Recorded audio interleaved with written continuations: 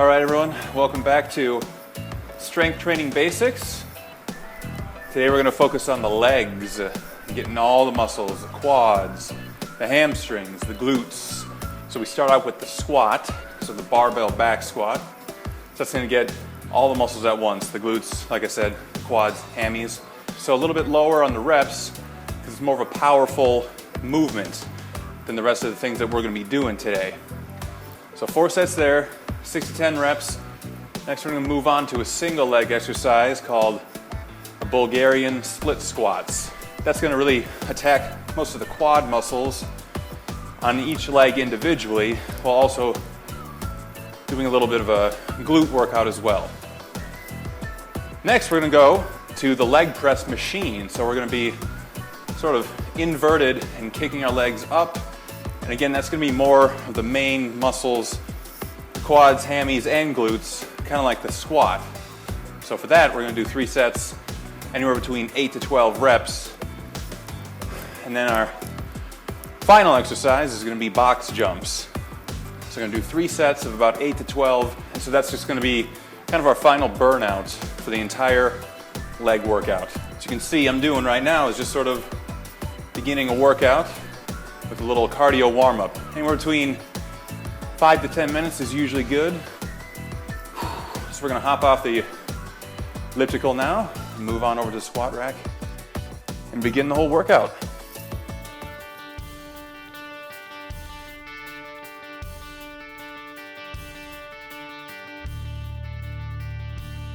So starting off here with a few warm-up sets, one with just the bar. The idea here is to warm up the muscles that will be worked during the entire leg routine.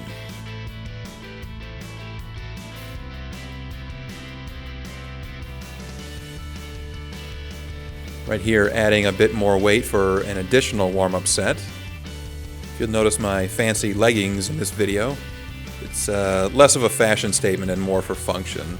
By wearing compression material like this, it keeps the leg muscles warm throughout the entire workout and kind of helps keep all the leg muscles wrapped up tight.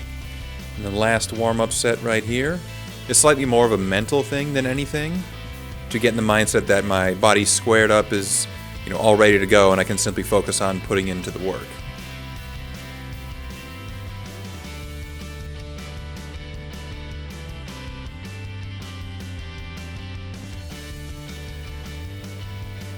So now I'm going into my main work sets, dropping additional weight onto the bar.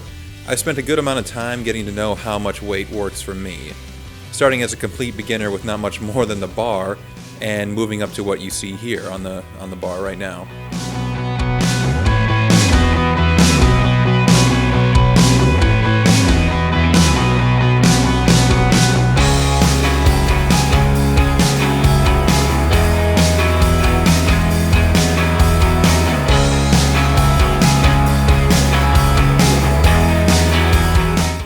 You may see those 2 small weight plates I put on the ground. They help with balance and structure during these squats. By putting my heels up on the plates, I'm actually able to sink deeper into the movement without a fear of falling forward. I've had many injuries to my ankles over the years, so my form isn't quite top-notch, so the plates do help out quite a bit.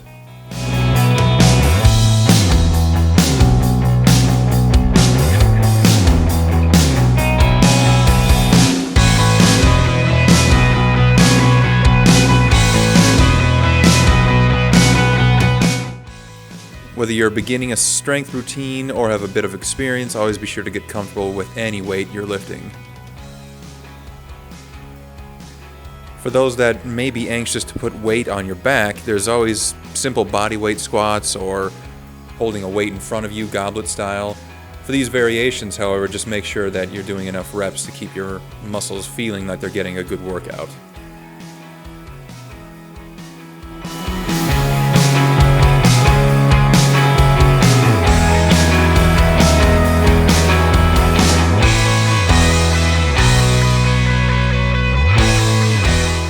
I still struggle a bit with getting my knees down to that desired 90-degree angle, but mainly that's because the weight I use still requires a good amount of effort. Again, figure out what works for you in terms of weight, and listen to what your body is telling you.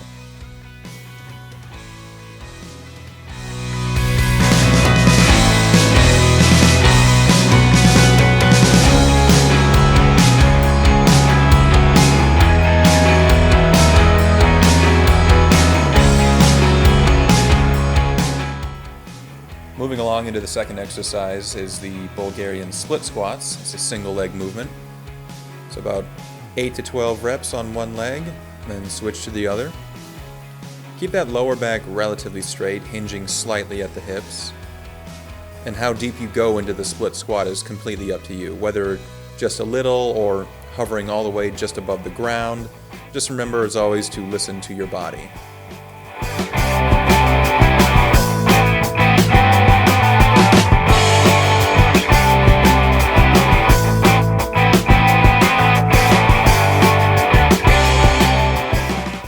I choose to hold a kettlebell in my hands in a goblet style. This style is better for those of you that may have had injuries in the past, particularly with the ankles, since it seems to help with stability overall.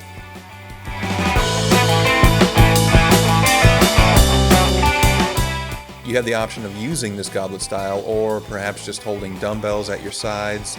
You can also go with a barbell on your back or maybe a weighted exercise ball. And of course, there's nothing wrong with simply using your body weight.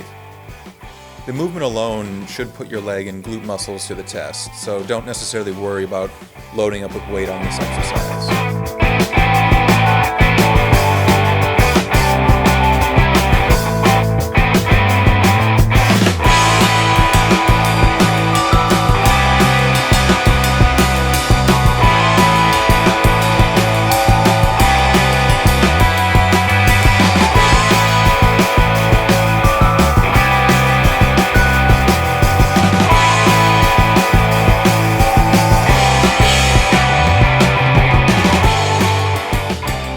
Third exercise, we have the leg press machine.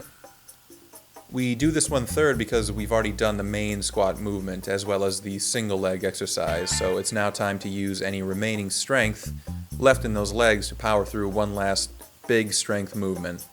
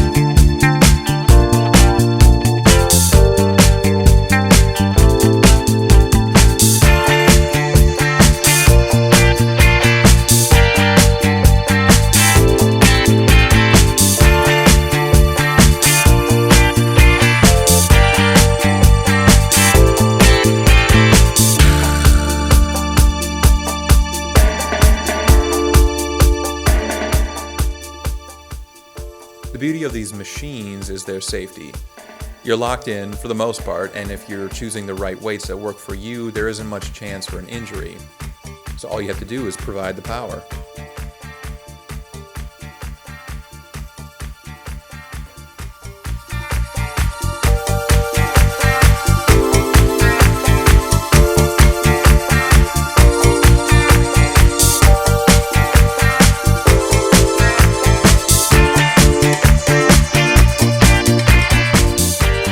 To finish off the entire workout and to keep the leg muscles loose and limber, we have a couple of sets of box jumps.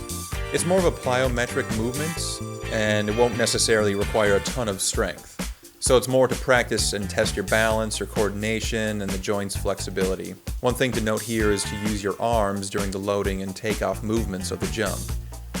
Your arms account for roughly 10 to 15% of your jumping power, so be sure to utilize this part. Box jumps are a good way to do a little burnout at the end of the workout, but please note that if doing this last exercise isn't necessarily possible for you, try to simply step up onto the bench and step back down at a good pace.